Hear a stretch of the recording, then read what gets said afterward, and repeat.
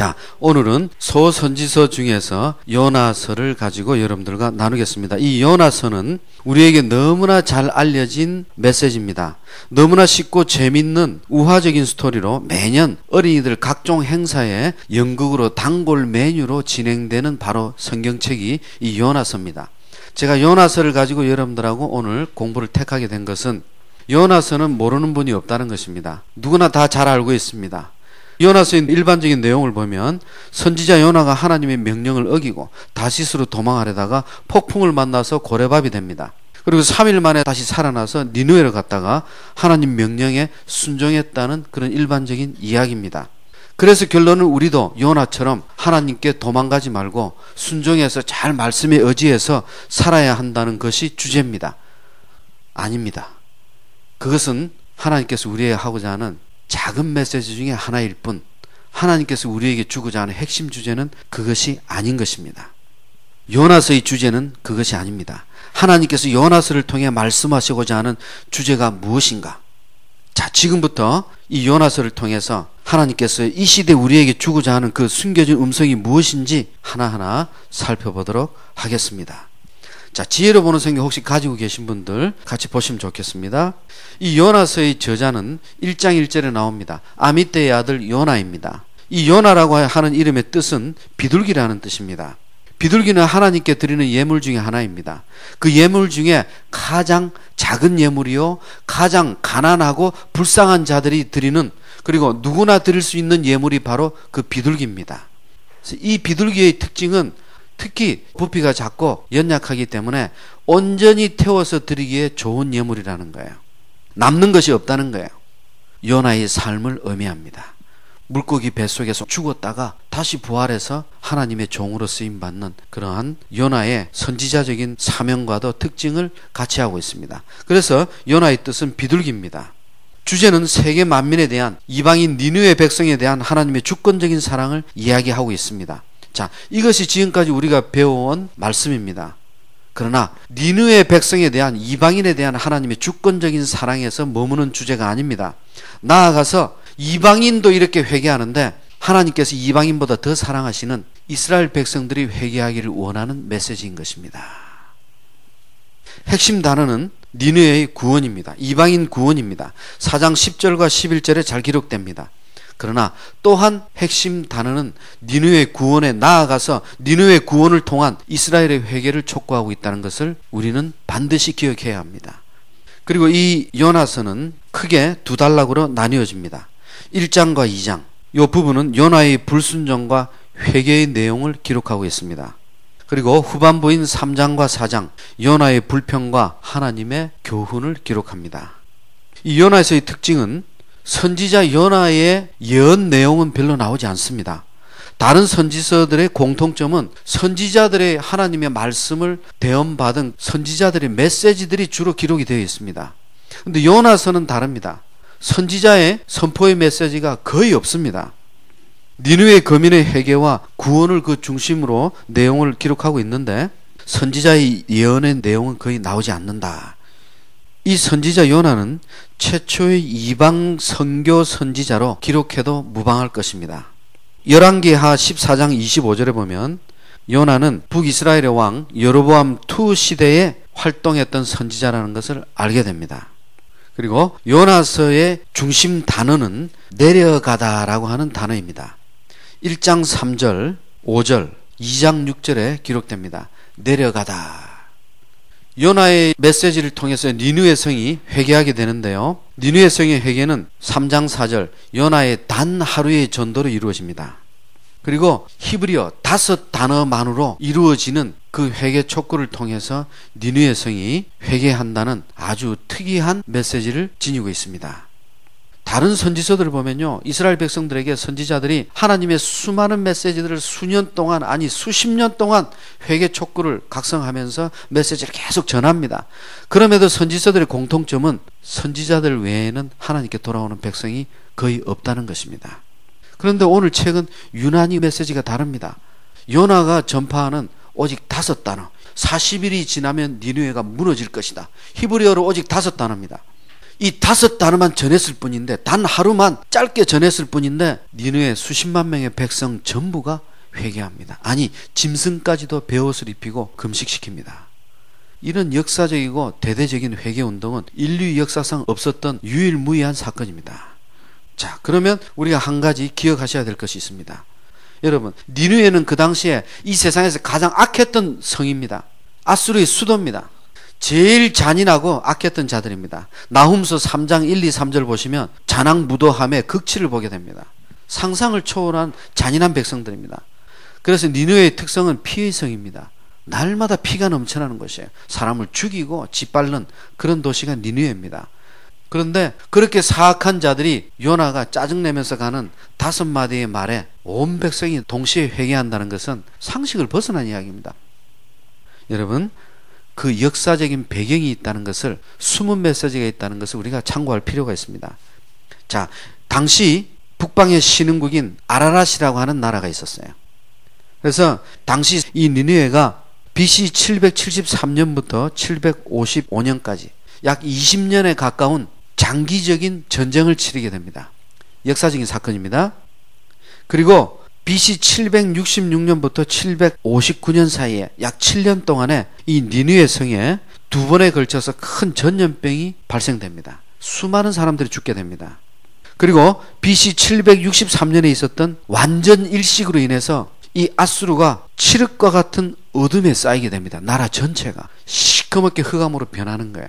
이것은 하나님의 불길한 징조다, 심판의 메시지라고 이들이 불안해했던 거예요.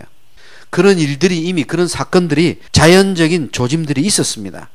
그래서 이 아수르는 당대 세계 최고의 국력을 가진 강대국이었음에도 불구하고 장기화된 전쟁과 이런 불길한 전염병과 징조들로 인해서 국력이 약화되고 민심이 극도로 불안해진 상태였습니다. 요한복음 4장 35절, 하나님 보시기에 이미 추수하기에 적합한 백성들이었습니다. 자, 이런 상태에서, 이렇게 민심이 불안하고 흉흉한 상태에서 요나가 등장했기 때문에 이 메시지가 그대로 적용이 된 것이라는 것을, 그 숨겨진 메시지를 우리는 기억해야 합니다. 실제적인 역사적인 사건입니다. 그 다음에 또 우리가 한 가지 기억해야 될 것은요, 이사야서부터 말라기까지 17권의 선지서가 있습니다. 이 17권의 선지서는 16명의 선지자들이 기록합니다. 예레미야서와 예레미야 애가서는 예레미야 선지자가 혼자 기록한 것이기 때문에 17권의 선지서, 즉 16명의 선지자들이 이렇게 많이 성경에 하나님의 음성을 기록을 했는데, 자, 이렇게 성경에 기록된 선지자들을 문서 선지자 또는 기록 선지자라고 칭합니다. 예를 들어 다윗에게 교훈하고 질책했던 나단 선지자 같은 경우는 성경에는 나오지만 나단 선지자 기록한 성경은 없습니다.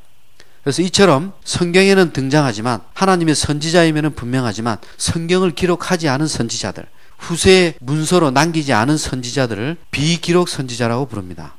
그런데 이렇게 17권의 선지서가 기록이 되었는데, 이 16명의 선지자가 활동했던 시대를 잘 보시면 이스라엘 백성들이 멸망하기 전후였다는 것을 우리가 알 수가 있습니다.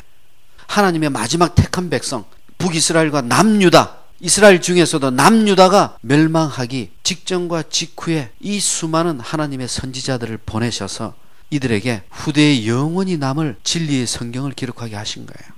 그리고 이들 선지자 메시지의 공통점은 우리 인간의 죄에 대한 심판과 회복을 예언하고 있습니다. 모든 선지서의 공통점이 심판과 회복입니다. 근데 나훔서에서는 회복이 없습니다. 니느웨 성에 대한 심판의 메시지만 남아 있습니다. 이것은 결국 하나님의 말씀을 떠나 살아가는 자들이 다시 하나님의 품으로 돌아올 수 있도록 경고하는 메시지입니다. 그럼에도 이스라엘뿐만이 아니라 시대를 막론하고 하나님의 뜻대로 백성들을 회개시킨 선지자는 단 한 명도 없었다는 것을 기억해야 합니다. 여러분, 우리는 선지자들이 마치 성공한 선지자들로 전부 알고 있어요. 물론 실패한 선지자는 아닙니다. 그러나 하나님께서 너희 백성들을 회개시키라고 명령했던 그 명령의 열매를 맺은 선지자는 하나도 없어요.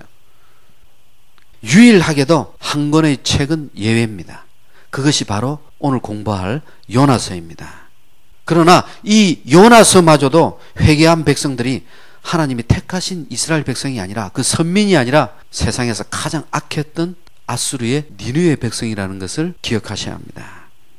그 메시지를 기록한 것이 요나서입니다. 그나마 회개한 백성들이 이방인들이었다는 거예요. 자, 그렇다면 우리는 이러한 메시지들을 종합해 볼 때 요나서가 기록한 목적을 우리가 조금 더 깊이 있게 깨달을 수가 있습니다. 궁극적으로 단순히 이방인 구원의 메시지를 던지고자 한 것이 아니라는 것을 우리는 알게 됩니다. 결국 요나의 메시지를 듣고도 회개하지 않는 북이스라엘을 향해서 하나님은 더 이상 북이스라엘에 회개치 않을 것이라는 것을 아셨습니다. 그래서 요나를 북이스라엘에서 빼내서 북쪽에 아수르에다가 보내서 메시지를 전하게 하시는 거예요. 그 이유는 본문을 통해서 오늘 같이 나누게 될 것입니다. 결국 성경의 모든 선지자들은 하나님의 백성들을 회개시키라는 하나님의 명령을 달성하지 못했다는 것입니다. 이것은 결국 하나님의 전적인 은혜와 사랑 없이는 우리 인간들은 결코 구원받을 수 없는 존재라는 것을 깨닫게 해주시는 거예요. 그래서 하나님은 자신의 하나밖에 없는 독생자 예수 그리스도를 이 땅에 보내주신 것입니다. 하나님의 전적인 은혜가 아니고서는 인간은 구원할 수가 없기 때문입니다. 이것이 우리를 향한 하나님의 사랑의 극치입니다. 오직 예수 그리스도, 오직 생명의 말씀 없이는 결단코 구원이 없다는 것을 깨닫게 해주시는 것입니다. 그래서 모든 선지서들이 기록된 목적이 이스라엘 백성들을 구원하기 위함이지만 궁극적으로 이렇게 성경에 문서로 기록해서 남기게 하신 것은 이 시대를 살아가는 오늘날 우리에게 주는 경고의 음성이라는 것을 깨달아야 합니다. 자, 요나서 이제 본문으로 들어가도록 하겠습니다.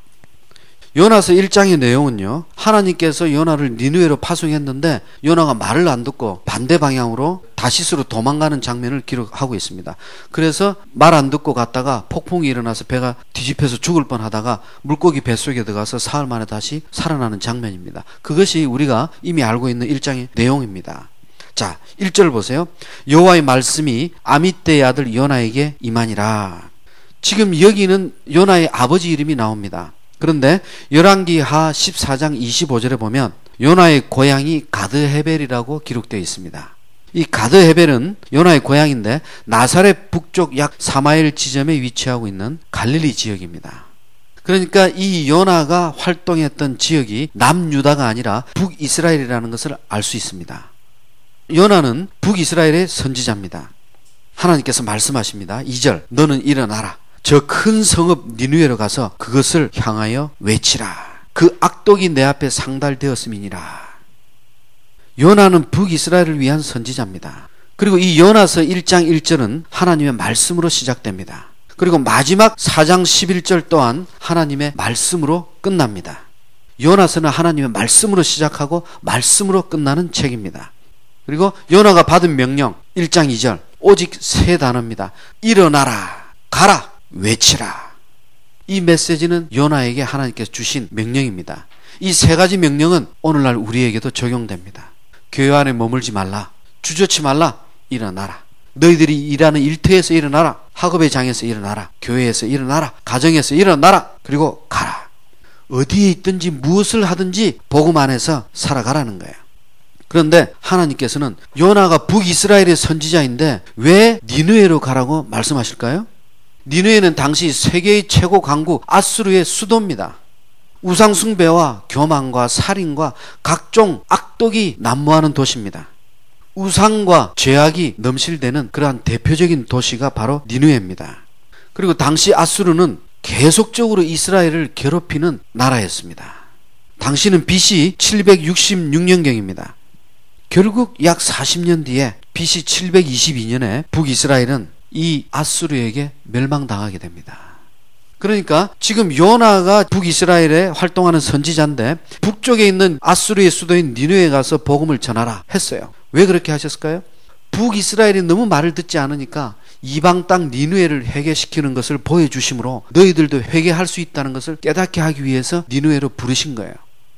당시 니느웨가 회개한다는 것은 있을 수 없는 일입니다. 요나가 북이스라엘에서 활동했던 선지자라고 했는데 요나가 상식적으로 북이스라엘에서 무슨 메시지를 선포했을까요? 이스라엘 백성들아 회개하라. 하나님의 말씀으로 돌아오라. 하나님 품으로 돌아오라. 그러지 아니하면 우리는 심판받을 것이다. 우리는 아수르에게 멸망당할 것이다. 하고 요나는 그 오랜 기간 동안 북이스라엘 백성들에게 메시지를 선포했어요. 그런데 하나님께서 일어나서 니느웨로 가서 회개를 촉구하래요. 그렇게 되면 어떻게 됩니까? 여러분, 요나는 지금까지 북이스라엘에 대해서 우리가 회개치 않으면 아수르에게 멸망당할 것이다. 그러나 우리가 회개하고 하나님 품으로 돌아온다면 하나님께서 우리의 대적 아수르를 멸망시켜 주실 것이라고 확신을 갖고 선포했어요. 그런데 자신의 동족들을 버려둔 채 자신의 대적들 나라에 가서 그렇게 메시지를 전했을 때 요나는 하나님께서 이들을 받아주시고 이들을 구원해 주실 것을 믿고 있는 거예요. 그래서 도망가는 겁니다. 믿지 않았다면 도망갈 이유가 없습니다. 이런 숨겨진 음성들을 우리는 찾아내야 합니다. 그래서 3절 보세요. 첫 마디가 그러나입니다. 그러나 하나님이 명령했습니다. 그러나 무슨 뜻입니까? 듣지 않았다는 뜻입니다. 거부합니다. 그러나 요나가 여호와의 얼굴을 피하려고 다시스로 도망하려 해서 욥바로 내려갑니다. 이 욥바는 오늘날의 텔아비브입니다. 하나님의 명령을 어기고 도망까지 가는 역사상 최초의 선지자입니다. 여러분, 성경 어디에도 하나님의 명령을 일시적으로 연기하는 선지자는 있지만은 도망까지 가는 선지자는 없습니다. 그것도 땅끝까지 도망가는 선지자 대단합니다. 그 사람이 요나입니다. 이사야 6장 8절에 보면요, 이사야는 이야기합니다. 주여, 내가 여기 있사오니 나를 보내주시옵소서. 즉각적으로 응답합니다. 하나님 명령에. 그러나 요나는 반대입니다. 고의적으로 하나님으로부터 가능한 한 멀리 도망치기 위해서 발악을 하고 있습니다. 다시스라고 하는 도시는 스페인 서남부에 위치한 대도시입니다. 이스라엘을 중심으로 할 때 동북쪽에 위치한 니느웨와 서쪽에 위치한 다시스, 이 다시스는 그렇다면 방향으로 볼 때 니느웨하고는 완전히 반대 방향입니다. 하나님이 명령하시는 지역과 반대 방향으로 땅끝까지 도망가기 위해서 출발하는 겁니다. 이 다시스는 예루살렘으로부터 약 3200km 떨어져 있습니다. 당시 세계에서 알려진 지구상에서 가장 먼 항구입니다. 자, 그렇다면 그만큼 배싹도 비쌌을 거예요. 지금 만약에 배를 타고 항해를 한다고 해도 많은 돈이 들어갈 것입니다. 그 정도 거리라면. 그리고 이렇게 장거리 바다를 항해하고자 한다면 이 배는 상당히 큰 배입니다. 작은 배는 항해할 수가 없습니다. 그래서 이런 도피를 위해서 요나는 욥바 항구로 내려갑니다. 이 욥바라고 하는 항구는 예루살렘 북서쪽 약 50km에 위치한 쬐끄만한 항구 도시입니다. 이 항구는 아주 작습니다. 그래서 수심도 얕아요. 대형 선박이 정박하기가 어려운 곳입니다. 그래서 상식적으로 이 욥바라고 하는 도시에는 다시스로 가고자 하는 배가 들린다고 하면 1년 중에 한두 번 정도 이 항구에 물이 가장 만조가 됐을 때, 수심이 너무 얕기 때문에 큰 배가 들어올 수가 없어요. 다시스로 가는 배가 정박하기 어렵습니다. 이렇게 1년에 한두 번 탈까 말까한 다시스를 향하는 배를 요나가 타기 위해서 3절 두 번째 절 욥바로 내려갔더니 마침 다시스로 가는 배를 만난지라. 마침에 동그라미 치시기 바랍니다. 다시스로 가는 배는 그렇게 만나기 어렵습니다. 타고 싶어도 탈 수 있는 배가 아닙니다. 그런데 요나가 욥바 항구로 내려갔을 바로 그때 마침 그 배가 도착해 있습니다. 요나는 너무 기뻤을 것입니다. 니느웨로 가는 것이 아니라 이렇게 반대로 다시스로 도피하는 것을 하나님도 도와주고 있다는 것을 자기는 지금 마치 그렇게 착각했을 거예요. 요나는 선지자입니다. 자기 삶의 전부가 하나님의 섭리라는 것을 상식적으로 알고 있었을 겁니다. 그러니까 자기가 지금 도망하는 길에 배가 지금 마침 도착했다는 것은 이것은 하나님의 섭리입니다. 아, 하나님께서도 내가 다시스로 도망가는 것을 인정해 주시고 기뻐해 주시는구나 착각할 수가 있습니다. 그래서 다시스로 가려고 뱃삭을 주고 배에 올랐더라. 이 요나서를 해석하는 핵심 단어가 3절 두 번째 절 욥바로 내려갔더니 5절 끝에 내려갔더니 2장 6절 산의 뿌리까지 내려갔사오며 내려간다는 단어입니다. 그런데요 3절 끝에 뱃삭을 주고 배에 올랐더라 이 단어를 유심히 보시기 바랍니다. 배에 올랐더라. 이 올랐더라는 단어는 히브리어로 야라드입니다. 그렇다면 이 야라드의 뜻은 올랐더라가 아니라 내려갔다는 정반대의 뜻입니다. 그래서 요나는 욥바로 내려갔고 배로 내려갔고 5절 배 밑으로 내려갔고 15절 바닷속으로 내려갔고 17절 물고기 뱃속까지 내려갔고 2장 2절 수월 지옥까지 내려가고 2장 3절 깊은 바닷속 끝까지 내려가고 2장 6절 산의 뿌리까지 내려갑니다. 끝없이 내려가는 모습을 보여줍니다. 산의 뿌리는 바다의 최저 밑바닥을 이야기합니다. 이렇게 더 이상 갈 수 없는 바닥까지 내려갑니다. 이 모습은 하나님의 뜻을 거역한 자가 더 이상 내려갈 수 없는 음부에까지 내려가는 모습을 보여주고 있습니다. 여러분 3절 끝에 배에 올랐더라고 이야기합니다. 그리고 바로 이어서 4절 여호와께서 큰 바람을 바다 위에 내리십니다. 바다 가운데 큰 폭풍이 일어납니다. 여러분 폭풍이 일어나기 전에 짐승들이 먼저 그 자연현상을 느낀다고 합니다. 어느 나라든지 지진이 일어난다든지 해일이 일어난다든지 쓰나미가 일어난다든지 하면 곤충이나 짐승들이 먼저 알고 이동한다고 합니다. 아마 배가 출항하기 전에 태풍이 있을 것을 짐승들이 알고 쥐들이 아마 배에서 다 빠져나왔을 거예요. 요나는 그것을 보지 못했습니다. 영적 무감각입니다. 영적 무감각. 그리고 5절 사공들이 두려워하여 각각 자기의 신을 부릅니다. 또 배를 가볍게 하기 위해서 그 가운데 물건들을 다 바다로 던져버립니다. 여러분 하나님의 명령을 하셨는데 요나가 이처럼 하나님의 명령을 거부하고 목숨 걸고 이렇게 도망가는 이유가 무엇일까요? 그리고 다시스로 가는 이 배를 탔다고 하는 것은 자기의 전 재산을 들여서 배삭스를 지불했을 겁니다. 그렇다면 요나가 왜 하나님의 명령을 이렇게 목숨 걸고 거부해야만 했을까요? 상식적으로 생각을 해보세요. 아수르는 이스라엘의 원수들입니다.